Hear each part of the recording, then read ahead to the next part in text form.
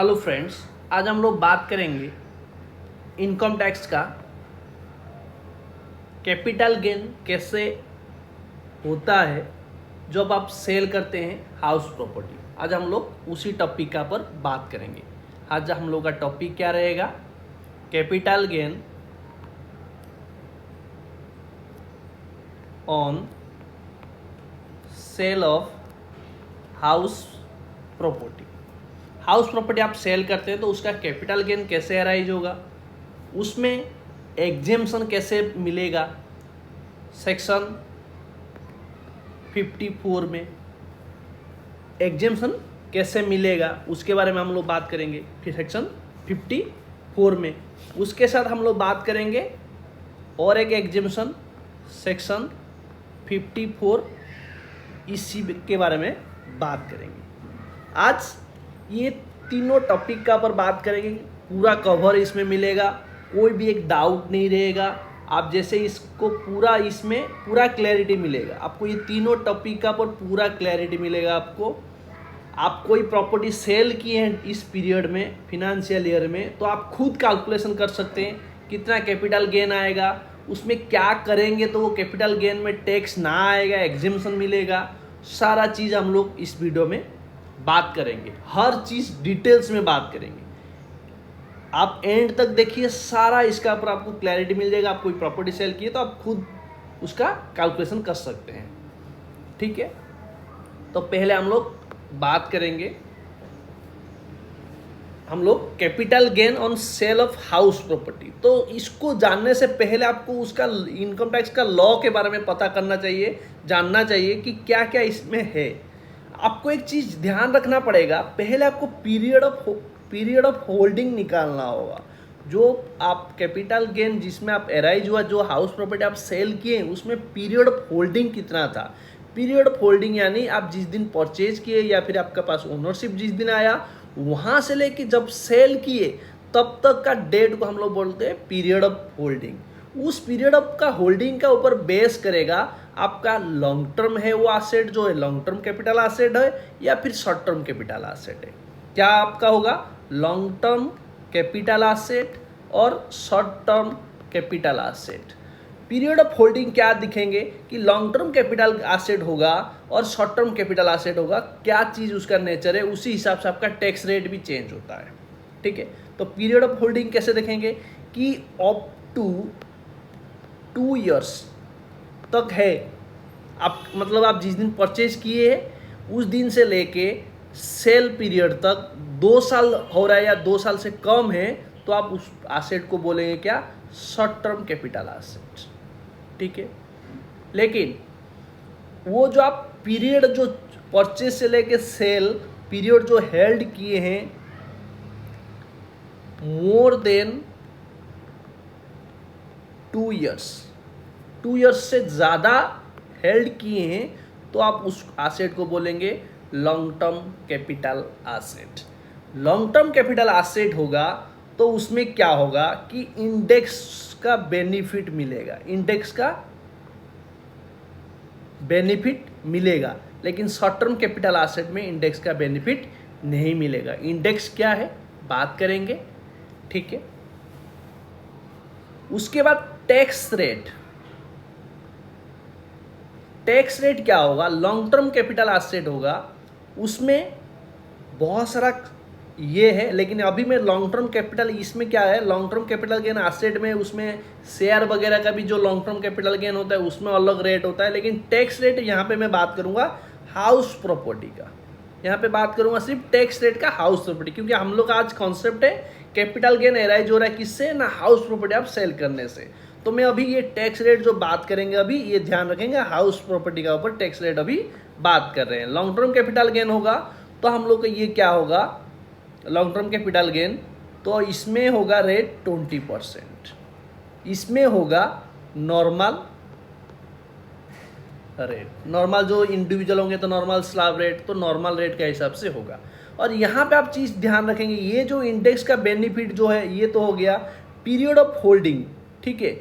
यहाँ पे जो आप इसमें बात किए ये भी हाउस प्रॉपर्टी का ऊपर हम लोग बात कर रहे हैं, सारा चीज़ हम लोग यहाँ पे जो प्रोविजन बात कर रहे हैं सारा हाउस प्रॉपर्टी का ऊपर, इंडेक्स का बेनिफिट जो भी है यहाँ पे भी आपका हाउस प्रॉपर्टी का ऊपर भी बात कर रहे हैं, क्योंकि आपका कैपिटल गेन का इनकम होगा, long term capital gain income होगा आपका शेयर में, इक्विटी शेयर आप ट्रेडिंग करते हैं तो उसमें क्या होता है 112A में आप कवर हो जाते हैं ना, तो फिर आपका क्या होता है कि इंडेक्स बेनिफिट नहीं मिलता है, ठीक है। वो चीज़ इसमें नहीं मैं बात कर रहा हूँ, क्योंकि हम लोग आज सिर्फ बात कर रहे हैं हम लोग क्या चीज़ का, हाउस प्रॉपर्टी का कैपिटल गेन मार्केट के बारे में बात करें, कि इसीलिए मैं दूसरा कोई सेक्शन इसमें बात नहीं कर रहे हैं, दूसरा कोई ये में बात नहीं कर रहे हैं, सिर्फ हाउस प्रॉपर्टी का ऊपर बात कर रहे हैं। इसीलिए जो भी ये चीज़ बताऊंगा ध्यान रखेंगे, सिर्फ हाउस प्रॉपर्टी सेल के टाइम में ये प्रोविजन आपको इस रेट का और इस इंडेक्स का बेनिफिट, ये सब रूल जो बता रहा हूँ सिर्फ हाउस प्रॉपर्टी के केस में, ठीक है। ध्यान रखेंगे ये चीज़,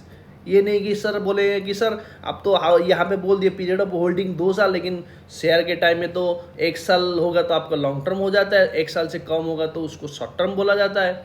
लेकिन आप ये कॉन्सेप्ट शेयर कम नहीं, मैं यहाँ पे सिर्फ हाउस प्रॉपर्टी के बारे में बात कर रहा हूँ, ये आपको ध्यान रखना होगा, ठीक है। ये हाउस प्रॉपर्टी के बारे में बात हो रहा है, सब हाउस प्रॉपर्टी के यहाँ पे जो बात करेंगे, ठीक है।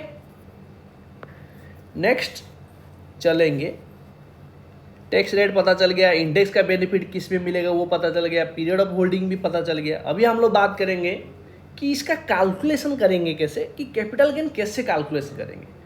सेक्शन 48, ठीक है, कंप्यूटेशन ऑफ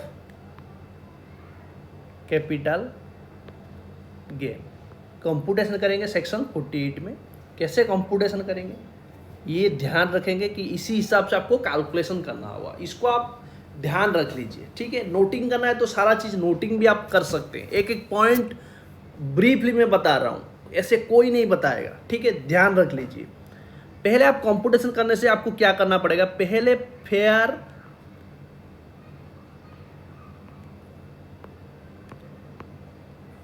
आपको कंप्यूटेशन करने से, कंप्यूटेशन करेंगे तो पहले आपको क्या लेना होगा, फुल वैल्यू ऑफ कंसिडरेशन, यानी जितना आप कंसिडरेशन रिसीव किए हैं, फुल वैल्यू ऑफ कंसिडरेशन ध्यान रखेंगे। फुल वैल्यू ऑफ कंसिडरेशन जितना है वो अमाउंट यहाँ ले लेंगे, उसके बाद यहाँ से पे लेस करेंगे जो एक्सपेंस है इनकर्ड किए हैं इन कनेक्शन ऑफ ट्रांसफर जो आप सेल किए उस सेल के लिए जो खर्चा किए हैं उसका यहाँ पे लेस करेंगे। यहाँ पे जो खर्चा कर रहे हैं उसके लिए आपके पास प्रूफ रहना चाहिए, बैंकिंग ट्रांजेक्शन किए होंगे या फिर बिल आपके पास अवेलेबल होगा, तो वो आपको यहाँ पे प्रूफ रखना होगा, ठीक है। तो ये लेस करने के बाद जो अमाउंट आया इसको हम लोग बोलते हैं क्या, इसको हम लोग क्या बोलते हैं, इसको हम लोग बोलते हैं नेट कंसिडरेशन। नेट कंसिडरेशन, ये वाला अमाउंट को हम लोग बोलते हैं नेट कंसिडरेशन, ठीक है। उसके बाद आपको क्या करना है, लेस कर देना है। क्या चीज़ का लेस कर देना है, लेस करना है यहाँ पे cost of acquisition. Cost of acquisition का आपको यहाँ पे लेस कर देना है, यानी आप जो प्रॉपर्टी बाय किए थे, जो सेल किए जिस प्रॉपर्टी, उस प्रॉपर्टी जो बाय किए थे जिस प्राइस में, उसको यहाँ पे आपको लेस करना होगा। उसके साथ आपको लेस करना है क्या चीज़, कॉस्ट ऑफ इम्प्रूवमेंट। इम्प्रूवमेंट कुछ किए हैं वो प्रॉपर्टी, हाउस प्रॉपर्टी जो आप सेल किए हैं उसमें कुछ इम्प्रूवमेंट किए थे, उसका कॉस्ट यहाँ पे आपको क्या करना होगा, लेस करना होगा। अभी जो वैल्यू आएगा उसको हम लोग बोलेंगे कैपिटल गेन। ये कैपिटल गेन आपका पीरियड ऑफ होल्डिंग को ऊपर बेस करेगा कि ये कि लॉन्ग टर्म कैपिटल गेन है या फिर शॉर्ट टर्म कैपिटल गेन है, ठीक है। पीरियड ऑफ होल्डिंग ऊपर मैं बता दिया था, राइट।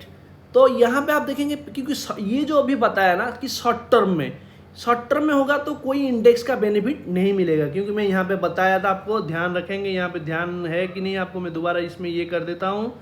यहाँ पे देखिए कि शॉर्ट टर्म होगा तो इंडेक्स का बेनिफिट नहीं मिलेगा, लॉन्ग टर्म के केस में इंडेक्स का बेनिफिट मिलेगा, और टैक्स रेट लॉन्ग टर्म में 20%, नॉर्मल रेट है शॉर्ट टर्म के केस में। ठीक है, तो ये हम लोग निकाल दिए शॉर्ट टर्म, इसको हम लोग शॉर्ट टर्म कैपिटल गेन भी बोल सकते हैं इस कैलकुलेशन के हिसाब से, क्योंकि हम लोग यहाँ पे डायरेक्ट कॉस्ट ले लिए, इसलिए इसको हम लोग बोलते हैं शॉर्ट टर्म कैपिटल गेन, इसी तरह निकलता है। लेकिन लॉन्ग टर्म के केस में आपको क्या होगा कि जो कॉस्ट ऑफ एक्विजिशन और कॉस्ट ऑफ इंप्रूवमेंट, उसको हम लोग क्या करेंगे, इंडेक्स का बेनिफिट मिलेगा, यानी आपको इंडेक्स का हिसाब से निकालना होगा।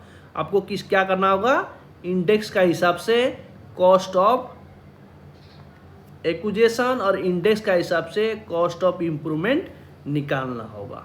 जो ये इसी में सिर्फ चेंज हो जाएगा, ये शॉर्ट टर्म कैपिटल गेन के लिए है, शॉर्ट टर्म कैपिटल गेन के लिए है, और ये जो आप वैल्यू निकालेंगे, ये जो वैल्यू निकाल के उसके बाद कैपिटल, क्योंकि ये ऊपर वाला जो पार्ट है ये दोनों के लिए सेम रहेगा, शॉर्ट टर्म हो या लॉन्ग टर्म हो, लेकिन यहाँ पे सिर्फ चेंज हो जाएगा, ये शॉर्ट टर्म के लिए है, ये लॉन्ग टर्म कैपिटल गेन के लिए है, पीरियड ऑफ होल्डिंग का ऊपर बेस करके।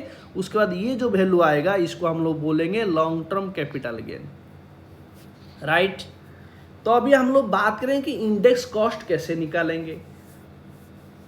इंडेक्स कॉस्ट कैसे निकालेंगे, इंडेक्स कॉस्ट निकालने के लिए आपको क्या करेंगे कि फॉर्मूला दिया गया है कि आपको इंडेक्स कॉस्ट कैसे निकालेंगे, उसमें इंडेक्स कॉस्ट कैसे वैल्यूएशन करेंगे, वो सारा चीज़ बताया है। आपको पहले अभी बात करेंगे कि इंडेक्स कॉस्ट किस में एप्लीकेबल होगा, आपको बता दिया इंडेक्स कॉस्ट हम लोग किस में निकलेगा, लॉन्ग टर्म कैपिटल एसेट होंगे तो आप इंडेक्स कॉस्ट का निकालेंगे, और इंडेक्स कॉस्ट ऑफ एक्विजिशन और इंडेक्स कॉस्ट ऑफ इंप्रूवमेंट ये निकलेगा आपका लॉन्ग टर्म कैपिटल एसेट के टाइम में, राइट। तो अभी हम लोग बात करेंगे, पहले पॉइंट में बात करेंगे कि कैपिटल कॉस्ट ऑफ एक्विजिशन जो है लॉन्ग टर्म के टाइम में आपको किस में निकालना होगा, index cost of acquisition, index करके आपको निकालेंगे। कैसे इंडेक्स करके निकालेंगे, यानी कॉस्ट ऑफ एक्विजिशन, यानी अब कॉस्ट ऑफ जो एसेट जो परचेज किए थे, जो एसेट सेल किए, उस एसेट का परचेज प्राइस क्या है वो आप प्राइस ले लिए, उसके बाद आपको मल्टीप्लाई करना होगा यहाँ पे cost inflection index. Cost inflection index जो है, कॉस्ट इन्फ्लेक्शन इंडेक्स जो है of the year of transfer, यानी आप जिस ईयर में आप सेल किए उस पीरियड का, उस फाइनेंशियल ईयर का कॉस्ट इन्फ्लेक्शन इंडेक्स रेट आप लेंगे, डिवाइड करेंगे क्या चीज़, कॉस्ट इन्फ्लेक्शन इंडेक्स का जिस दिन आप परचेज किए हैं, जिस फाइनेंशियल ईयर में आप परचेज किए थे, जिस फाइनेंशियल ईयर में वो एसेट, जो एसेट आप सेल किए वो परचेज किए थे, या फिर 2001 और 2002, व्हिच एवर इज लेटर। यहाँ पे ध्यान रखेंगे, इसमें थोड़ा आप कंफ्यूज हो जाएंगे, इसमें आपको ध्यान रखिए, ये पॉइंट को यहाँ पे ध्यान रखिए। मैं आपको कलर चेंज करके यहाँ पे बताता हूँ। देखिए, सिंपली फॉर एग्जांपल आपको बता रहा हूँ, मान लीजिए आप एक प्रॉपर्टी खरीदे थे 2000, मान लीजिए फॉर एग्जांपल 2004 में आप प्रॉपर्टी खरीदे थे 10 लाख वैल्यू में, राइट, 10 लाख वैल्यू में, तो कॉस्ट ऑफ एक्विजिशन कितना हो गया, 10 लाख हो गया। आपको यहाँ पे मल्टीप्लाई करना होगा कॉस्ट इन्फ्लेक्शन इंडेक्स जिस ईयर में आप सेल किए, तो यहाँ पे आपको लेना होगा कॉस्ट इन्फ्लेक्शन इंडेक्स लेना होगा, कौन सा ईयर का लेना होगा आपको। मान लीजिए सेल किए हैं मान लीजिए 23-24 में, तो 23-24 में आपका कॉस्ट ऑफ इन्फ्लेक्शन रेट लेना होगा। उसके बाद आपको इसको डिवाइड करना होगा क्या चीज़ का, कॉस्ट इन्फ्लेक्शन इंडेक्स लेना होगा कि 2004 मान लीजिए इसमें आप लिए 2004 और 5 में, मतलब मान लीजिए इसमें लिए थे 1/4/2004 में लिए, तो आपको पीरियड कौन सा हो गया, 2004-5, ठीक है। तो 2004-5 का कॉस्ट ऑफ इन्फ्लेशन लेंगे, डिवाइड करेंगे, तो इसी तरह आप जो निकालेंगे ये अभी जो आएगा वही होगा आपका होगा क्या, इंडेक्स्ड कॉस्ट ऑफ एक्विजिशन। तो आप समझ में आ गया। लेकिन यहाँ पे मान लीजिए ये 2004 में परचेज किए थे, मान लीजिए इसको आप 2004 से पहले परचेज किए होंगे, तो फिर उसमें क्या होगा मैं वो बताऊंगा। थोड़ा मैं अभी पहले इसको इम्प्रूवमेंट कॉस्ट बता देता हूँ, उसके बाद हम लोग उसके बाद बात करेंगे कि 2001 से पहले आप लिए होंगे तो उसके लिए, क्योंकि आपको दे इंडेक्स में देख के खा देता हूँ, ये आप देख लीजिए इंडेक्स है कॉस्ट इन्फ्लेशन इंडेक्स, ये आप देख लीजिए ये है कॉस्ट इन्फ्लेशन इंडेक्स। ठीक है, हर साल का फिनेंशियल ईयर यहाँ पे दिया है, हर साल का आपका दिया हुआ है, उसी हिसाब से आपको लेना होगा। 23-24 का आपको यहाँ पे 348, तो इसी तरह आपको स्टार्टिंग कब से है 2001-2 से, उससे पहले और नहीं है, तो इसीलिए आपको यहाँ पे 2001-2 का पकड़ना होगा 100, उसके बाद आपका हर साल का यहाँ पे दिया हुआ है, जो साल का आपका है उसी हिसाब से आपको लेना होगा। ठीक है, अभी मैं सिंपली यहाँ पे अभी समझ लिए कि आपको उसी तरह आपको पीरियड का लेना होगा। तो यहाँ पे मान लीजिए 4-5, यहाँ पे आपको बता देता हूँ 4-5 में क्या था, 4-5 में आप देख लीजिए 4-5 में ये था। ठीक है, तो क्या हुआ, यहाँ पे लेंगे कैसे, यहाँ पे मान लेंगे कैसे 10 लाख इंटू यहाँ पे लेंगे, डिवाइड करेंगे, दो चीज़ 23-24 का 348 आपका है 348, और ये आपका क्या हो गया, ये जो रेट है 113, 4-5 का 113। तो अभी वैल्यू निकाल लेंगे, इसको डिवाइड करके मल्टीप्लाई करके वैल्यू निकल जाएगा, ये आपका हो जाएगा इंडेक्स कॉस्ट ऑफ एक्विजिशन। ठीक है, लेकिन पहले जो है 2001 से पहले, क्योंकि आपका चार्ट 2001 से 1-2 से शुरू है, उससे पहले होगा तो क्या करेंगे वो मैं बात करूंगा। अभी एक चीज़ बात करने के बाद अभी बात कर लेते हैं हम लोग इंडेक्स कॉस्ट ऑफ इम्प्रूवमेंट, क्योंकि आप लॉन्ग टर्म कैपिटल एसेट है तो उसके लिए कुछ इम्प्रूवमेंट किए हैं, तो उसके लिए इंडेक्स बेनिफिट होगा। शॉर्ट टर्म होगा तो डायरेक्ट जितना आप इम्प्रूवमेंट कॉस्ट है वो लेस कर देते थे, लेकिन आप लॉन्ग टर्म होगा तो इंडेक्स कॉस्ट ऑफ निकालना होगा। तो इंडेक्स कॉस्ट निकालने के लिए सिंपली क्या करना होगा, कॉस्ट ऑफ इंडेक्स जितना है, कॉस्ट ऑफ इम्प्रूवमेंट जितना है वो ले लेंगे, मल्टीप्लाई करेंगे cost inflation index for the year of transfer. जिस साल आप सेल किए उस साल का कॉस्ट इन्फ्लेशन इंडेक्स ले लेंगे, डिवाइड करेंगे कॉस्ट इन्फ्लेशन इंडेक्स जिस साल में आप इम्प्रूवमेंट किए, for the year of improvement. ठीक है, को इम्प्रूवमेंट किए हैं जो एसेट आप सेल किए हैं। ठीक है, improvement to the asset took place, यानी जिस एसेट आप सेल किए हैं उस एसेट जिस साल में आप इम्प्रूवमेंट किए थे उसी साल का कॉस्ट इन्फ्लेशन इंडेक्स लेंगे, तो आप उसी हिसाब से ले लेंगे। लेकिन यहाँ पे एक चीज़ ध्यान रखेंगे, एक चीज़ यहाँ पे ध्यान रखेंगे, मैं आपको नोट में लिख देता हूँ। एक चीज़ ध्यान रखेंगे, लैंड एंड बिल्डिंग। ठीक है, ये एक नहीं है।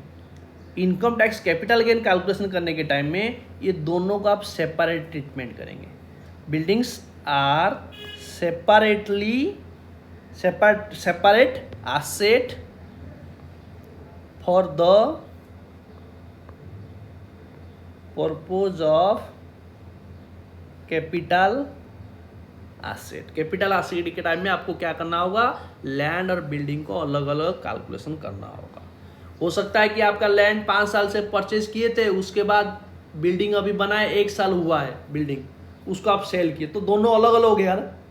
लैंड हो गया आपका long term capital asset, building हो गया आपका शॉर्ट टर्म कैपिटल एसेट, तो अलग अलग रेट का होगा, अलग अलग वैल्यूएशन आपको करना होगा, तो इसलिए आपको अलग ट्रीटमेंट करना होगा। अभी हम लोग बात करेंगे कि एसेट, मान लीजिए अभी हम लोग बात करेंगे क्या चीज़, ध्यान से ये वाला सुनिए कि आप ये अभी पॉइंट बात करेंगे क्या, एसेट एक्वायर्ड किए थे बिफोर 1/4/2001। क्योंकि ये वाला क्यों आ रहा है, क्योंकि आपके पास इन्फ्लेशन जो है ना ये 2001-2 है, उससे पहले नहीं है। यानी यहाँ पे इन्फ्लेशन जो है आपका कब से है, 1/4/2001 से लेके है, उससे पहले नहीं है। तो इसीलिए यहाँ पे लॉ में लिखा गया है कि एसेट आप एक्वायर्ड किए बिफोर 1/4/2001, तो उसके लिए क्या होगा, कॉस्ट ऑफ एसेट उसका क्या होगा, इन लॉन्ग टर्म हो सकता है, शॉर्ट टर्म में भी होगा। क्योंकि आप कॉस्ट ऑफ एसेट निकलेगा तो तब आप उसको इंडेक्स में, लॉन्ग टर्म में जाएंगे तो इंडेक्स करेंगे, शॉर्ट टर्म होगा तो आप इंडेक्स विदाउट इंडेक्स में करेंगे। जो एसेट जो कॉस्ट का एसेट का वैल्यू आ गया वो ले लेते हैं। लेकिन तो पहले आपको निकालना होगा कि जो आप ये 1/4 पहले आप क्या उसका कॉस्ट निकालेंगे, ठीक है, एसेट का एक्विजिशन किए थे उसका कॉस्ट क्या रहेगा। तो हम लोग अभी कॉस्ट निकालेंगे कैसे, ध्यान से सुनिए। कॉस्ट ऑफ एसेट उस टाइम क्या होगा, कॉस्ट ऑफ एसेट होगा एक्चुअल कॉस्ट। मान लीजिए आप जिस टाइम में परचेज किए थे 1/4/2001 से पहले जिस टाइम में परचेज किए थे वो एक्चुअल कॉस्ट और fair market value, actual cost और fair market value as on 1/4/2001, ठीक है। एक्चुअल कॉस्ट और fair market value as on 1/4/2001 whichever is higher. यानी एक्चुअल कॉस्ट आप जिस टाइम में परचेज किए थे मान लीजिए 5 लाख, लेकिन फेयर मार्केट वैल्यू उस डेट में है 7 लाख। तो आप कॉस्ट ऑफ एक्विजिशन यानी कॉस्ट ऑफ एसेट क्या पकड़ेंगे, आपको पकड़ना होगा 7 लाख।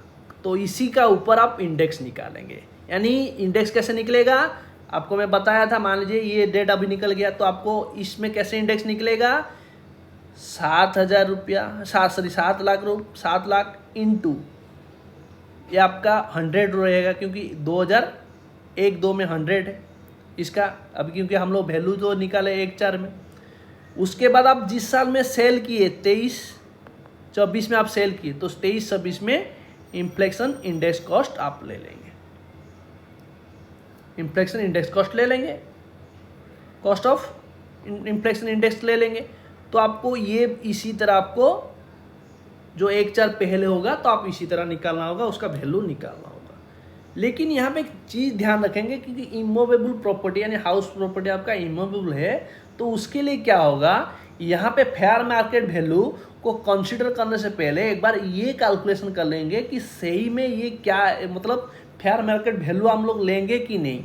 ध्यान रखिए, नोट है ये, ध्यान रख लीजिए, ध्यान से सुनिए ये बात। In case of immovable property if stamp duty value as on 1/4/2001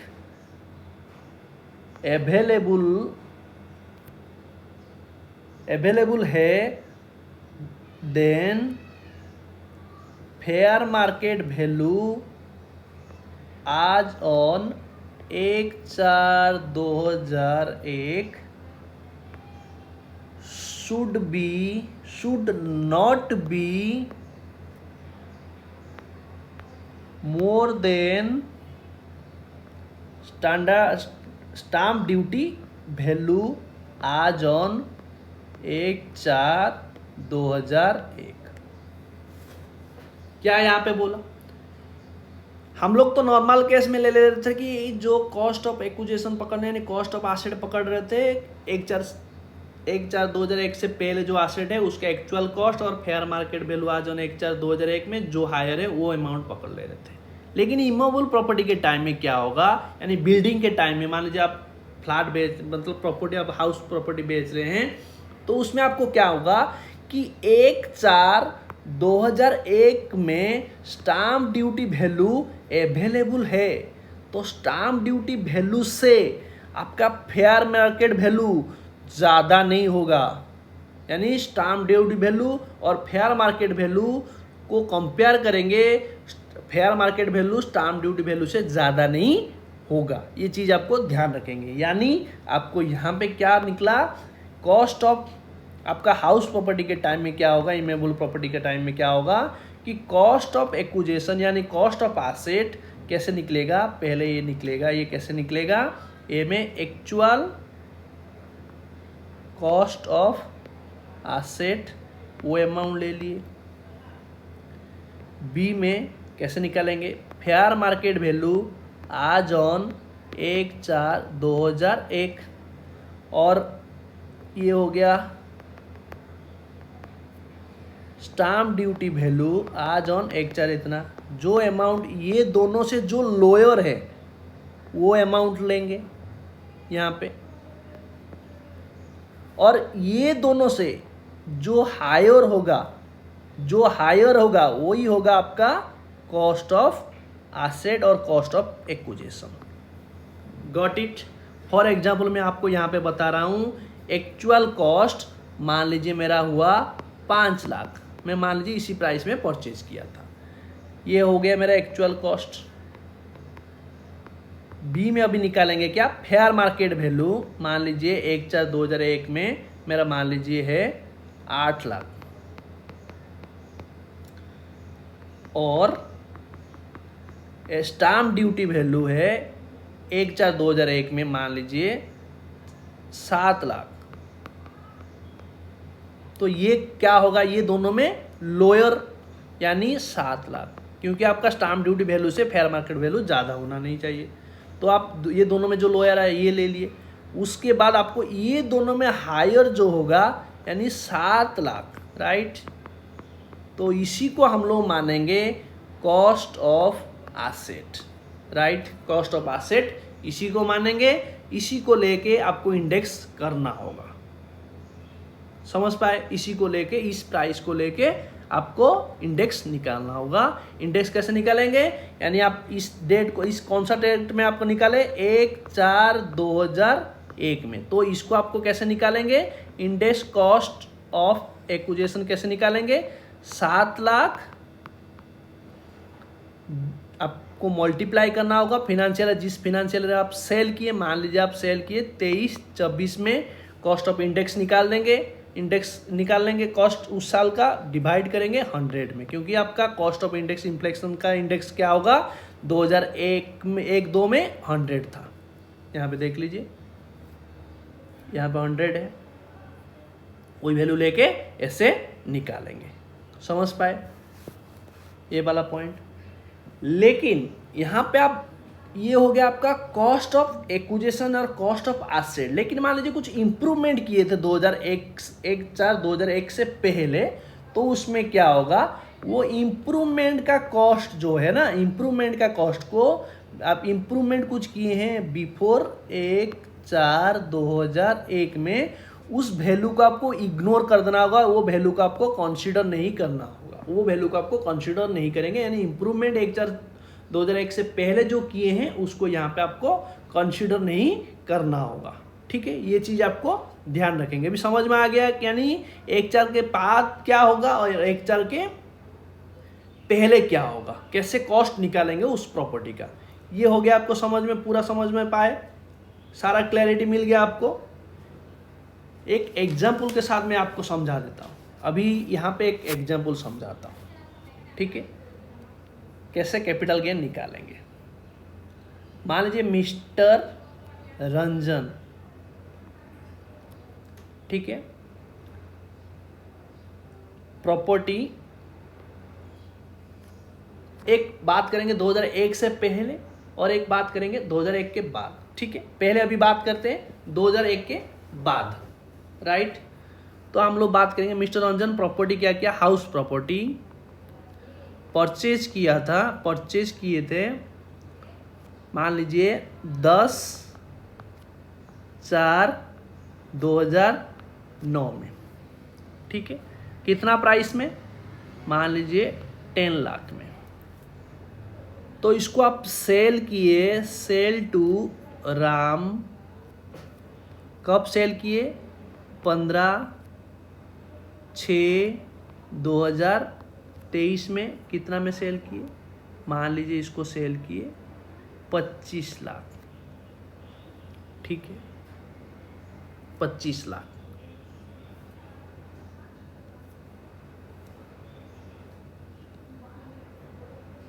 cell किए 25 लाख। तो आप इसको कैलकुलेट करिए कितना कैपिटल गेन हुआ, आप कैलकुलेट करिए कैपिटल। इसको बोलने से पहले एक चीज़ मैं आपको समझाता हूँ। देखिए, हाउस प्रॉपर्टी आप जो सेल करते हैं ना, उसमें स्टाम्प ड्यूटी वैल्यू बहुत इंपॉर्टेंट होता है। ये चीज़ आपको मैं बता देता हूँ, ये प्रॉब्लम बताने से, मतलब एग्जाम्पल सॉल्व करने से पहले। देखिए, स्टाम्प ड्यूटी वैल्यू ये आपका हर जुडिशन में, हर एरिया में आपका ये वैल्यू डिसाइड हुआ है। ये स्टाम्प ड्यूटी वैल्यू जो है ये ऐसा है कि 10% एक मार्जिन है, कि यानी आप सेल वैल्यू जितना सेल कर रहे हैं वो 10% का अंदर में ये वैल्यू होगा स्टाम्प ड्यूटी वैल्यू, तो फिर कोई दिक्कत नहीं। लेकिन 10% से एक्सीड है तो फिर आप स्टाम्प ड्यूटी वैल्यू को कंसीडर करेंगे फुल वैल्यू ऑफ कंसिडरेशन में। फॉर एग्जांपल, मान लीजिए राम सेल किया है प्रॉपर्टी, हाउस प्रॉपर्टी, मान लीजिए 10 लाख में, लेकिन वही वैल्यू का स्टाम्प ड्यूटी वैल्यू है मान लीजिए कितना, 12 लाख रुपया। तो इस केस में आपका 10% मार्जिन देखते तो क्या होता है, 10% आपका मार्जिन होने से 1 लाख यानी 11 लाख होता तो स्टाम्प ड्यूटी वैल्यू, तो हम लोग फुल वैल्यू ऑफ कंसिडरेशन जिस प्राइस में सेल किया, जिस प्राइस में बैंक में अकाउंट में पैसा आया, वो प्राइस आप पकड़ते।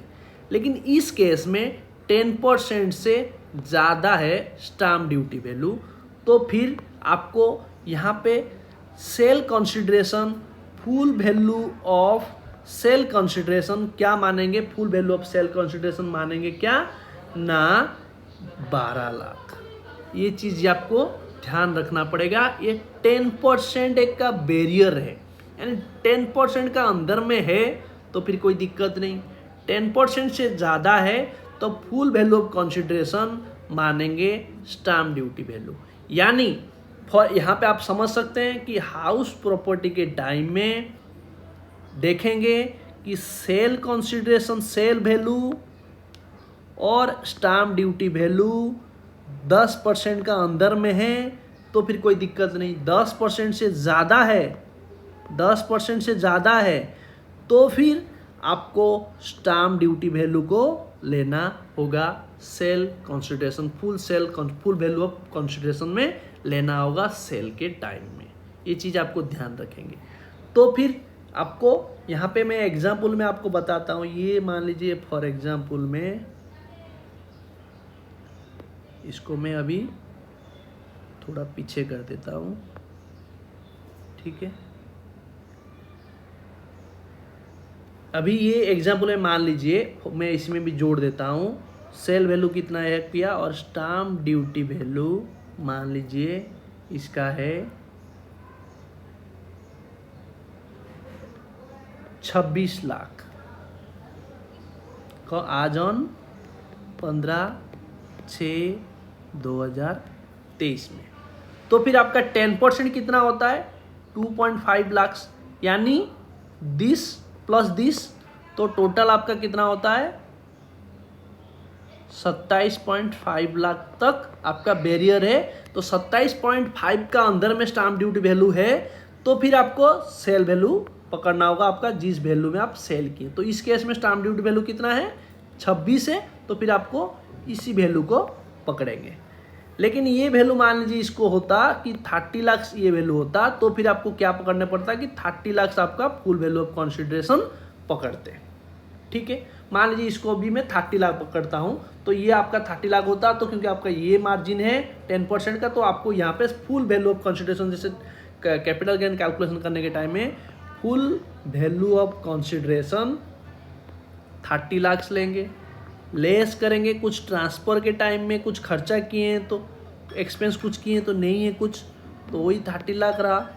इसमें से लेस करेंगे index cost of acquisition, index cost of acquisition कैसे निकालेंगे, कौन सा दिन में आप ये टाइम में परचेज किए थे 10 लाख में, यानी 10 लाख 10 लाख इंटू आप क्या पकड़ेंगे, ये 9 10 का आपको कॉस्ट ऑफ इम्प्लेक्शन देना होगा। 9 10 में क्या है, 9 10 में ये वैल्यू है 148, ठीक है। 9 10 में लेना होगा आपको कितना 148, और आप सेल किए कब, सेल हम लोग का हुआ इस पीरियड में, यानी फिनेंशियल ईयर 23-24 में। तो 23-24 में क्या प्राइस है, 23-24 में है 348। तो हम लोग यहाँ पे डालेंगे कितना 348। ये निकालने के बाद वो वैल्यू हम लोग यहाँ पे जोड़ लेंगे। फॉर एग्जाम्पल मैं कैलकुलेट कर लेता हूँ, 1 मिनट दीजिए। 10 लाख डिवाइड बाय 148 इंटू 348, तो आपका कितना हो रहा है यहाँ पे 23,51,351। अभी इसी से आपको क्या करना होगा, अभी क्या होगा कि 30 लाख से लेस कर दीजिए 23,51,351। तो कितना कैपिटल गेन आपका हुआ, लॉन्ग टर्म कैपिटल गेन हुआ कितना 6,48,649। इसी का ऊपर आपको 20% करके टैक्स देना पड़ेगा हाउस प्रॉपर्टी में। लेकिन आप इन्वेस्टमेंट वगैरह किए होंगे तो फिर आप एग्जेम्पशन क्लेम कर सकते हैं। आज अभी तक हम लोग एग्जेम्पशन के बारे में बात नहीं की, तो अभी का हिसाब से आपको ये कैलकुलेशन होता, ठीक है। इसी एग्जाम्पल में आपको ये डेट चेंज हो जाता। मान लीजिए मैं आपको एक बात करता हूँ, 1-4 पहले हम लोग बात करते हैं, ठीक है। मान लीजिए मिस्टर रंजन परचेज किया है, मान लीजिए 1/5/1991 में मान लीजिए परचेज किया था, उस टाइम 1 लाख रुपया में वो प्रॉपर्टी, ठीक है। मिस्टर रंजन क्या किया, अभी सेल कर दिया टू राम 1/6/2023 में 15 लाख रुपया में, right. Fair market value as on 1/4/2001 में कितना था 3 लाख रुपया।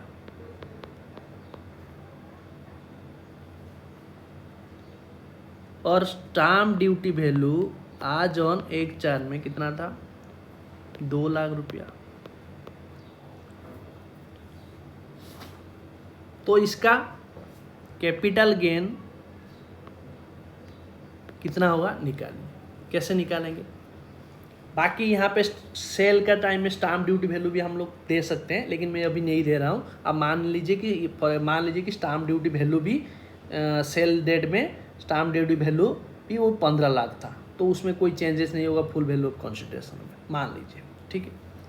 तो पहले आपको कैसे निकालेंगे, पहले तो आपको निकालना होगा कॉस्ट क्या मानेंगे, क्योंकि 1/4 से पहले और इंडेक्स उसको निकालना होगा। तो कैसे निकालें, क्योंकि लॉन्ग टर्म एसेट है, तो कैसे निकालेंगे, कॉस्ट कैसे निकालेंगे। कॉस्ट निकालने के लिए आपको पता है कि कैसे निकालेंगे। कॉस्ट निकालने के लिए हम लोग निकालते हैं, पहला लेंगे cost of asset. Cost of asset कितना है 1 लाख। देन सेकेंड में हम लोग क्या लेंगे, full fair market value as on 1/4 में कितना 3 लाख है। एचडीबी वैल्यू आज ऑन 1/4 में 2 लाख है। कुछ नहीं होता मान लीजिए, तो हुईच एवरेज लो तो वही ये वाला आपको क्या रहता कि 3 लाख हो जाता, तो आपको यहाँ पे 3 लाख ले लेते, ठीक है। लेकिन यहाँ पे क्या दिया है दिया है ना, यहाँ पे वैल्यू है तो ना, तो मैं यहाँ पे इसको कितना लिया दिया है 2 लाख रुपया, 2 लाख रुपया। तो फिर ये दोनों में लोअर कितना आया 2 लाख रुपया। तो आप अभी ये दोनों में जो हायर है वही आपका कॉस्ट है, तो कॉस्ट ऑफ एक्विजिशन मानेंगे किसका, यानी 2 लाख रुपया मानेंगे। तो ये 2 लाख का ऊपर इंडेक्स हम लोग अभी निकालेंगे, ठीक है। तो कैलकुलेशन कैसे करेंगे, कैपिटल गेन का कैलकुलेशन करेंगे। फुल वैल्यू ऑफ कंसिडरेशन कितना हुआ, कितना में हम लोग सेल किए 15 लाख में, ठीक है। इसमें लेस करेंगे, ट्रांसफ़र एक्सपेंस कुछ नहीं है, यह आया नेट कंसिडरेशन कितना आया 15 लाख। लेस करेंगे इंडेक्स कॉस्ट ऑफ एक्विजिशन, कितना हो इंडेक्स कॉस्ट ऑफ एक्विजिशन। अभी हम लोग ये इंडेक्स कॉस्ट कितना निकाले 2 लाख रुपये निकाले, 2 लाख इंटू डिवाइड करेंगे 100, क्योंकि 2001-2 में 100 है और आज का डेट में क्या है इंडेक्स का, हम लोग यहाँ पे भी लिए थे 348, ठीक है 348। तो अभी हम लोग निकाल लेंगे कितना कि 2 लाख इंटू 348 डिवाइड बाय 100, तो आपका कितना आया, ये वैल्यू 6,96,000। तो अभी हम लोग का लॉन्ग टर्म कैपिटल गेन कितना आ जाएगा 15 लाख माइनस 696, तो लॉन्ग टर्म कैपिटल गेन कितना आ गया 8,04,000। तो इसी का ऊपर आपको टैक्स देना होगा। तो इसी तरह आपको टैक्स निकालेंगे। मान लीजिए इम्प्रूवमेंट होता है इसी टाइम में 1/4/2001 से पहले, तो आप इम्प्रूवमेंट कॉस्ट को नील मानते। तो इसी तरह आपको कैलकुलेशन करना होगा। सेल के टाइम में स्टाम्प ड्यूटी वैल्यू जो दिया है वो आपको कंपेयर करना होगा, 10% का अंदर में है तो फिर कोई दिक्कत नहीं है, 10% से ज़्यादा है तो स्टाम्प ड्यूटी वैल्यू मानेंगे फुल वैल्यू ऑफ कंसिडरेशन, ठीक है। इसका ऊपर हम लोग पूरा सारा चीज़ समझ लिए। अभी हम लोग बात करेंगे कि ये जो कैपिटल गेन हुआ, कि ये अमाउंट जो कैपिटल गेन हुआ है कि कितना अमाउंट हम लोग इन्वेस्टमेंट करते, कहाँ पे इन्वेस्टमेंट करते तो हम लोग को बेनिफिट मिलता और टैक्स नहीं लगता। आज हम लोग अभी बात करेंगे। देखिए अभी हम लोग सेक्शन 54 के बारे में बात करेंगे। सेक्शन 54 एग्जेम्पशन के बारे में बात करेंगे। एग्जेम्पशन मिलेगा किसमें, फॉर रेसिडेंटल हाउस प्रॉपर्टी, ठीक है। रेसिडेंटल हाउस प्रॉपर्टी आप परचेज करते हैं, लॉन्ग टर्म कैपिटल गेन हुआ तो फिर आप कोई रेसिडेंटल हाउस प्रॉपर्टी में इन्वेस्टमेंट करते हैं तो फिर आप सेक्शन 54 का एग्जाम्पशन ले सकते हैं। फॉर एग्जांपल आपका लॉन्ग टर्म कैपिटल गेन हुआ, यहाँ पे इसी एग्जांपल को लेके हम लोग बात करेंगे कि इसमें exemption long term capital gain हुआ में हाउस प्रॉपर्टी आप सेल करके, तो फिर आपको क्या है सेक्शन 54 में एग्जाम्पशन ले सकते हैं। लेकिन इसमें कंडीशन बहुत कुछ है, ध्यान से सुनेंगे। इसमें किसको बेनिफिट मिलेगा, आरसीसी कौन होगा इसमें, आरसीसी कौन होगा, इंडिविजुअल एंड एचयूएफ। इंडिविजुअल इसमें रेसिडेंट हो सकता है, नॉन रेसिडेंट भी हो सकता है, ठीक है। तो इंडिविजुअल, कोई भी इंडिविजुअल और एचयूएफ 54 का एग्जाम्पशन का बेनिफिट क्लेम कर सकता है, ठीक है। ट्रांसफर एसेट जो ट्रांसफर किया है वो रेसिडेंटल हाउस प्रॉपर्टी हुआ होगा, इसमें बिल्डिंग एंड लैंड कवर होगा। लैंड का बिना बिल्डिंग कैसे होगा, लैंड बिल्डिंग हो सकता है, सिर्फ बिल्डिंग भी हो सकता है, फ्लैट मान लीजिए खरीदा फ्लैट बेच दिया, लेकिन रेसिडेंटल हाउस प्रॉपर्टी होगा। ये जो आप रेसिडेंटल हाउस प्रॉपर्टी बेच के उसमें लॉन्ग टर्म कैपिटल गेन हुआ है तो फिर आप एग्जाम्पशन इसमें क्लेम कर सकते हैं सेक्शन 54 में। ये ध्यान रखेंगे, रेसिडेंटल हाउस प्रॉपर्टी आप सेल किए होंगे तो, ठीक है। वो जो कैपिटल गेन हुआ ट्रांसफर ऑफ एसेट में, वो लॉन्ग टर्म कैपिटल गेन होना जरूरी है। शॉर्ट टर्म कैपिटल गेन होगा, मान लीजिए रेसिडेंटल हाउस प्रॉपर्टी आप सेल किए लेकिन शॉर्ट टर्म कैपिटल गेन है, लेकिन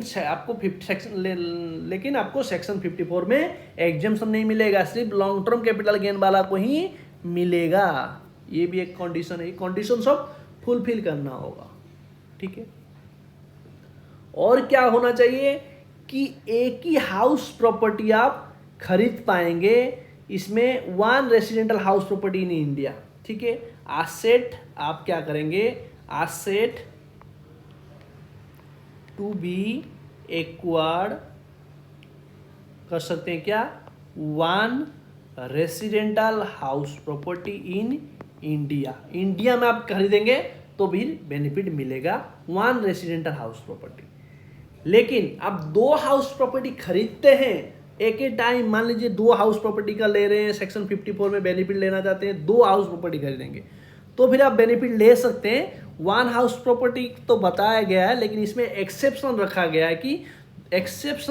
है कि one house property resident house property in India में खरीदेंगे तो सेक्शन 54 में बेनिफिट पाएंगे। लेकिन दो भी खरीद सकते हैं, लेकिन वो दो हाउस प्रॉपर्टी का जो खरीदेंगे, आपका लॉन्ग टर्म कैपिटल गेन का, ठीक है, और वो जो लॉन्ग टर्म कैपिटल गेन में बेनिफिट पाने के लिए क्या होगा कि अप टू 2 करोड़ तक वो वैल्यू होना चाहिए, उससे ज़्यादा नहीं होगा वो दो प्रॉपर्टी का वैल्यू मिला के। यानी दो प्रॉपर्टी हाउस प्रॉपर्टी जो खरीद रहे हैं, टू रेसिडेंटल हाउस प्रॉपर्टी जो खरीद रहे हैं, उसमें एग्जेम्पशन क्लेम करने के लिए सेक्शन 54 में वो वैल्यू आपका 2 करोड़ से ज़्यादा नहीं होना चाहिए, 2 करोड़ तक रहेगा तो फिर आप बेनिफिट ले सकते हैं। या फिर वन हाउस प्रॉपर्टी लेंगे, उसका वैल्यू कुछ भी हो सकता है, 10 करोड़, मान लीजिए 5 करोड़ हुआ तो कोई दिक्कत नहीं, आपको जो कैपिटल गेन जितना हुआ उतना एग्जेम्पशन मिल जाएगा। लेकिन आपका केस में मान लीजिए दो हाउस प्रॉपर्टी खरीद रहे हैं तो एग्जेम्पशन दोनों का खरीद लेना चाहते हैं तो फिर आपको 2 करोड़ तक, अप टू 2 करोड़ तक आपका दो हाउस प्रॉपर्टी मिला के रहना चाहिए। ठीक है, और ये जो हाउस प्रॉपर्टी दो का जो है बेनिफिट, सिर्फ आपको क्या मिलेगा, ये हाउस प्रॉपर्टी जो है अवेलेबल होगा only once in life time में एक बार सिर्फ चांस मिलेगा जो दो हाउस प्रॉपर्टी का। ठीक है, बार बार आप नहीं एक खरीदेंगे तो कोई दिक्कत नहीं, दो खरीद रहे हैं तो ये कंडीशन होगा कि अब दो प्रॉपर्टी का वैल्यू मिला के 2 करोड़ रहेगा और लाइफ टाइम में एक ही बार आपको मिलेगा ये बेनिफिट। ठीक है, इसमें एक बताया गया कि टाइम लिमिट बताया गया है फॉर परचेज और कंस्ट्रक्शन। आप कंस्ट्रक्शन करते हैं या परचेज करते हैं, एक टाइम लिमिट बताया गया है, उस टाइम लिमिट का अंदर में आपको परचेज करना होगा रेसिडेंटल हाउस प्रॉपर्टी या फिर कंस्ट्रक्शन करना होगा। परचेज के टाइम में पहले बताता हूं, परचेज के टाइम में क्या होगा, मान लीजिए आप परचेज के टाइम में क्या होगा, मान लीजिए इसी दिन आपका सेल किए, कैपिटल गेन एराइज हुआ, सेल किए, यहाँ पे long term capital gain arise हुआ, तो फिर परचेज के टाइम में आपको टाइम मिलेगा, परचेज के टाइम में विद इन 1 ईयर और आफ्टर 2 ईयर। यानी जिस दिन कैपिटल गेन एराइज हुआ उसका पिछले 1 साल और आगे 2 साल का टाइम मिलेगा। ठीक है, लेकिन कंस्ट्रक्शन टाइम में क्या होगा कि जिस टाइम में लॉन्ग टर्म कैपिटल गेन हुआ उसका पिछले में कोई बेनिफिट नहीं मिलेगा।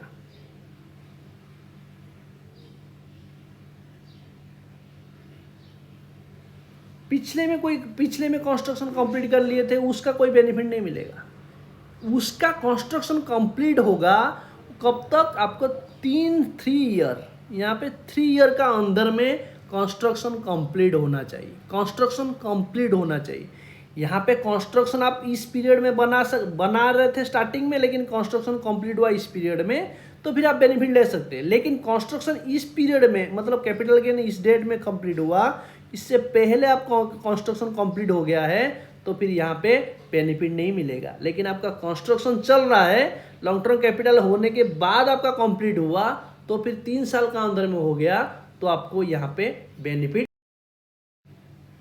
तो ये चीज आपको ध्यान रखना पड़ेगा। परचेज के टाइम में क्या होगा, लॉन्ग टर्म कैपिटल गेन यानी प्रॉपर्टी जिस टाइम सेल लिए, जिस दिन में long term capital gain arise हुआ उसका पिछले 1 साल और आफ्टर 2 ईयर।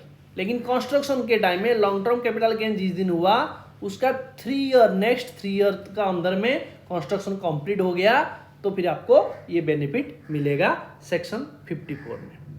ठीक है, मान लीजिए आप कैपिटल गेन हुआ, मान लीजिए आपका 31/3/2024 में, तो फिर आप परचेज कैसे करेंगे, उसका रिटर्न में कैसे दिखाएंगे। कंस्ट्रक्शन मान लीजिए 3 साल का आपका टाइम लिमिट करता है, तो आप कैसे कर सकते हैं। तो आप काम करिए, रिटर्न भरने के टाइम में आप परचेज कर लिए तो ठीक है, नहीं किए हैं, रिटर्न भरने से पहले आपको क्या करना होगा, CGAS अकाउंट में आपको जमा करना है, यानी कैपिटल गेन का अकाउंट में आपको जमा करना है। डिपॉजिट स्कीम में आपको स्पेशल अकाउंट खोल के, स्पेशल आपको कोई भी नेशनलाइज बैंक में आपको क्या होगा, कैपिटल गेन अकाउंट का एक खोलना होगा। खोल के अमाउंट जमा करेंगे, डिपॉजिट कर लेंगे, तो भी आपको एग्जेम्पशन बेनिफिट मिलेगा। लेकिन यही अमाउंट को सिर्फ आपको उसी कंस्ट्रक्शन या फिर उस प्रॉपर्टी में, हाउस प्रॉपर्टी का परचेज में, रेसिडेंशियल हाउस प्रॉपर्टी के लिए परचेज या फिर कंस्ट्रक्शन में वो पैसा लगाएंगे। ठीक है, तो फिर आप कैपिटल अकाउंट खोल के वो अमाउंट डिपॉजिट कर लेंगे, तो फिर आपको माना जाएगा कि कंस्ट्रक्शन हुआ या फिर उसका बेनिफिट मिलेगा। लेकिन वो पैसा जब कैपिटल अकाउंट में जो डाले हैं, कैपिटल गेन अकाउंट में, वो पैसा को उठा के कंस्ट्रक्शन या फिर आप प्रॉपर्टी परचेज कर सकते हैं, उसमें आपको ये बेनिफिट मिलेगा। नहीं आप यूज कर रहे हैं, फिर आप दूसरा कुछ में यूज करेंगे, तो फिर आपका ये कैपिटल गेन का जो बेनिफिट अभी मिला था उस टाइम टैक्सेबल हो जाएगा। ठीक है, ये ध्यान रखेंगे। तो अमाउंट कितना एग्जेम्पशन होगा, ये बहुत बड़ा चीज है, अमाउंट कितना एग्जेम्पशन मिलेगा, ये आप ध्यान रखिए। ये कैपिटल गेन जितना हुआ, लॉन्ग टर्म कैपिटल गेन जितना हुआ, जो प्रॉपर्टी आप सेल किए थे, जो कैपिटल गेन हुआ वो अमाउंट, और कॉस्ट ऑफ न्यू एसेट जो परचेज किए या फिर कंस्ट्रक्शन कंप्लीट हुआ वो कॉस्ट, या फिर आप स्पेशल अकाउंट में जो डिपॉजिट किए हैं अमाउंट, वो अमाउंट, ये दोनों में जो लोअर है वही अमाउंट आपको एग्जेम्पशन मिलेगा सेक्शन 54 में। यानी ये एग्जाम्पल जो अभी बता रहे हैं कि आपका लॉन्ग टर्म कैपिटल गेन हुआ, मान लीजिए फॉर एग्जाम्पल 8,04,000 रुपया, तो 8,04,000 रुपया में एक नया प्रॉपर्टी खरीद लिए या फिर कंस्ट्रक्शन कंप्लीट कर लिए 3 साल का अंदर में, या फिर आप स्पेशल अकाउंट में जमा कर लिए कि 3 साल का अंदर में मेरे को कंस्ट्रक्शन कर लेना है या फिर 2 साल का अंदर में मेरे को परचेस कर लेना है, उसके लिए मैं स्पेशल अकाउंट में जमा कर दे रहा हूँ पैसा। मैं अभी तो नहीं कर पाया क्योंकि अभी 2-4 महीना हुआ, 5 महीना हुआ, तो मैं उसको अभी थोड़ा टाइम मेरे पास तो है, क्योंकि मेरे को 3 साल कंस्ट्रक्शन के लिए टाइम है और परचेज के लिए 2 साल टाइम है, तो इस स्पेशल अकाउंट से उठा के मैं वो कर सकता हूँ। तो आप वो अमाउंट और न्यू जो परचेज किए हैं, मान लीजिए वो अमाउंट परचेज में लगा दिए, तो वो अमाउंट हुई, जब मान लीजिए फॉर एग्जाम्पल 8,04,000, तो आपका ये हुआ कैपिटल गेन में। कंस्ट्रक्शन और आपका न्यू एसेट मान लीजिए परचेज कर लिए, मान लीजिए 10 लाख में, तो आपको एग्जेम्पशन मिलेगा कितना, 54 में 8,04,000 का, यानी आपको कोई टैक्स नहीं लगेगा। लेकिन आप मान लीजिए न्यू एसेट परचेज किए, न्यू एसेट मान लीजिए परचेज किए आपका मान लीजिए 5 लाख में, तो आपको 3,04,000 का लॉन्ग टर्म कैपिटल गेन में आपको टैक्स देना पड़ेगा। या फिर आप अभी कंस्ट्रक्शन मान लीजिए मतलब परचेज कर लिए 5 लाख में, बाकी जो है 3,04,000 रुपया क्या कर दिए ना, स्पेशल अकाउंट में डिपॉजिट कर दिए, तो फिर आपको पूरा ये अमाउंट का बेनिफिट मिल जाएगा, क्योंकि आपको फिर ये 3 लाख समथिंग का अमाउंट और एक प्रॉपर्टी खरीद सकते हैं, क्योंकि यहाँ पे 2 प्रॉपर्टी खरीदने का टाइम है, 2 प्रॉपर्टी का खरीद सकते हैं, लेकिन लाइफ में एक ही बार चांस मिलेगा और 2 करोड़ का अंदर में वो प्रॉपर्टी दोनों का वैल्यू रहना चाहिए, तो वो भी हो सकता है। तो ये इसी तरह आपको बेनिफिट लेना है। ठीक है, और एक चीज़ यहाँ पे ध्यान रखेंगे, इस बेनिफिट जो ले रहे हैं इसमें लॉक इन पीरियड रहेगा कि जो प्रॉपर्टी खरीद रहे हैं या फिर कंस्ट्रक्शन किए हैं 3 साल तक आप इसको सेल नहीं कर सकते। 3 साल का अंदर में आप सेल कर देंगे तो फिर ये जो एग्जेम्पशन लिए हैं जो सेक्शन 54 में, वो एग्जेम्पशन विड्रॉ हो जाएगा, आपको उसमें टैक्स देना पड़ेगा। ठीक है, ये रहा सेक्शन 54। अभी हम लोग बात करेंगे नेक्स्ट सेक्शन 54 इसी के बारे में बात करेंगे। सेक्शन 54 इसी के बारे में बात करेंगे। सेक्शन 54 इसी में किस चीज़ का एग्जेम्पशन मिलेगा? एग्जेम्पशन मिलेगा ऑफ इमूवेबल प्रॉपर्टी, यानी हाउस प्रॉपर्टी तो इमूवेबल प्रॉपर्टी है, तो इसमें भी मिल सकता है, लेकिन इसमें थोड़ा अलग है। सेक्शन 54 इसी में आपको भी इमूवेबल का प्रॉपर्टी यानी हाउस प्रॉपर्टी का ऊपर भी आपको बेनिफिट मिल जाएगा। लेकिन यहाँ पे आरसीसी कौन होगा? आरसीसी कौन होगा? एनी पर्सन कोई इंडिविजुअल एओपी कोई भी हो सकता है, इसमें कोई पर्टिकुलर ये बताया नहीं। ठीक है, यहाँ पे ट्रांसफर एसेट क्या होगा? लैंड, बिल्डिंग और बोथ यहाँ पे रेसिडेंटल वर्ड नहीं लिखाया, यानी जो long term capital gain arise होगा तो इसमें रेसिडेंटल हाउस प्रॉपर्टी से वो नहीं बताया, क्योंकि 54 में बताया था कि रेसिडेंटल हाउस प्रॉपर्टी से ही लॉन्ग टर्म कैपिटल गेन है, तो फिर सेक्शन 54 में मिलेगा।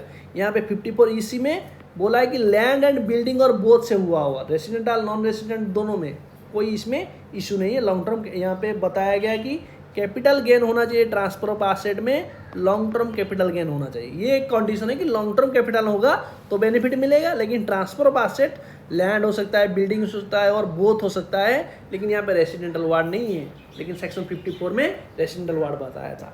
ठीक है, और आप एसेट जो एक्वायर्ड करेंगे, क्योंकि आप इन्वेस्टमेंट करेंगे, जो एसेट एक्वायर्ड करेंगे क्या होगा? आपको रिडीम करना होगा, जो रिडीम्ड करना होगा आफ्टर 5 ईयर। कौन सा asset? NHAI, national highway authority of India में आप बॉन्ड में इन्वेस्टमेंट किए होंगे, बॉन्ड में इन्वेस्टमेंट किए और बॉन्ड रिडम्पशन करेंगे आफ्टर 5 ईयर में, उसका अंदर में क्लेम, उसका अंदर में आप ये कर लेंगे तो वो एग्जेम्पशन जो लिए होंगे ना, वो एग्जेम्पशन विड्रॉ होगा और टैक्स लग जाएगा।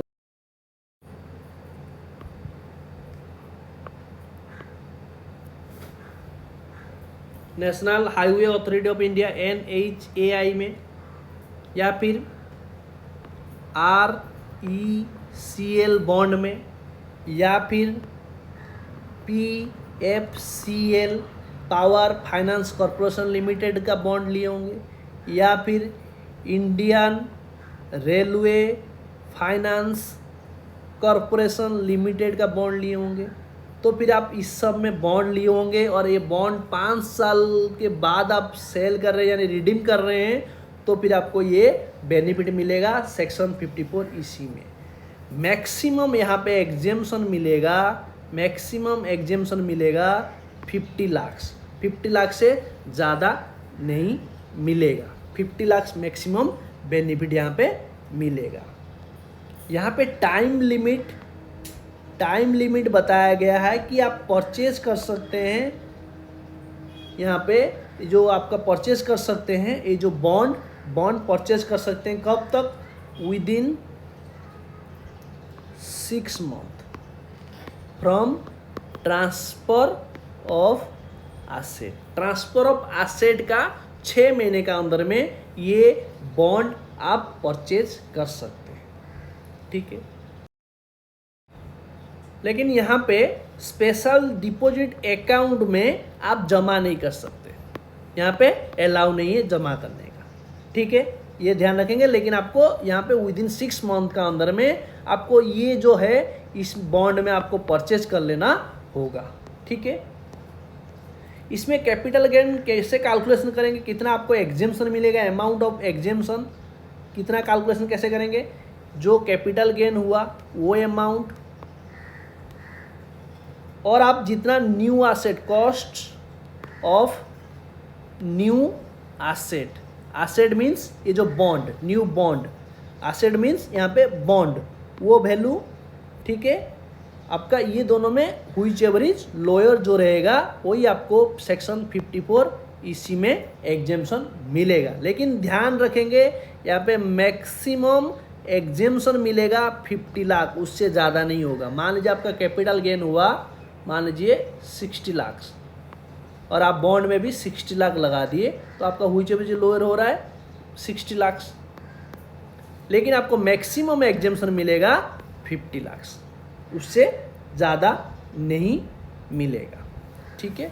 और यहाँ पे लॉक इन पीरियड जो है आपको पहले बता दिया था कि 5 साल तक आपको वो बॉन्ड रखना होगा। 5 साल के बाद आप रिडम्पशन कर सकते हैं। 5 साल का अंदर में रिडम्पशन करेंगे तो लॉन्ग टर्म कैपिटल गेन में जो एग्जेम्पशन लिए थे वो आपका टैक्सेबल हो जाएगा। ठीक है। तो आपको ये चीज़ ध्यान रखना पड़ेगा। तो आपको इसको बेनिफिट लेने के लिए 5 साल तक आपको रखना होगा। 5 साल के बाद आप रिडम्पशन कर सकते हैं।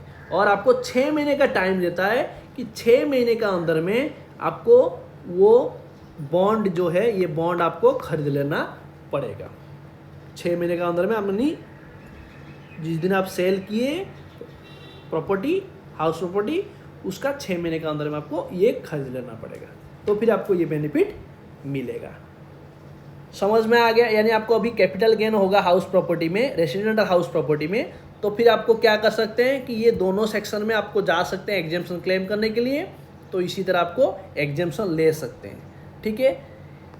बॉन्ड वगैरह के लिए यहाँ पे दिया गया, लेकिन सेक्शन 54 में स्पेसिफिक बताया गया कि आपको सिर्फ लॉन्ग टर्म कैपिटल गेन हो रहा होगा रेसिडेंटल हाउस प्रॉपर्टी से, और नॉन रेसिडेंट हाउस प्रॉपर्टी से होगा तो सेक्शन 54 में आप क्लेम नहीं कर सकते। सेक्शन 54 EC में जाके क्लेम कर सकते हैं एग्जेम्पशन। ठीक है। इस वीडियो अच्छा लगा जरूर लाइक करिए, कमेंट करिए, सब्सक्राइब करना मत भूलिए, सब्सक्राइब जरूर कर लीजिए और बेल आइकन क्लिक कर लीजिए इसी तरह रिलेटेड वीडियो पाने के लिए।